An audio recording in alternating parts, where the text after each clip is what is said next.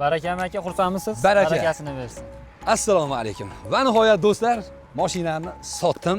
Uka, buyurim nasib qilsin. Rahmat. Aytib o'tganimizdek, rosa yaxshi, xayrli ishlarda xizmat qilgan mashina edi. Qarasam to'g'risi ajoyib bo'lib ketyapman. Mehrim tushib qolgan edi. Shuncha mingan mashinalarim ichida eng bir mehrli, bir yaxshi ko'rgan mashinam edi. Biz xursandmizki, har bir viloyatlardan yuzlab emas, rosa ko'p insonlar telefon qilishdi.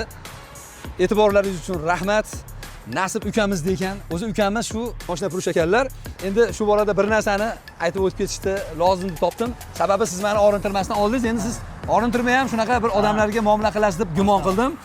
Bemalol shu ukamga agar mashina sohasida mashina oluvchilar bo'lsa, yaxshi niyatda telefon qilishlari mumkin. Telefon raqamlarini qoldirib qo'yaman. Iloyim, rosa ko'pchilik, rosa ko'p odam telefon qildi. Endi Nasib qilgan. xursand bo'ldim. Endi shu borada bir narsani aytib o'tamiz.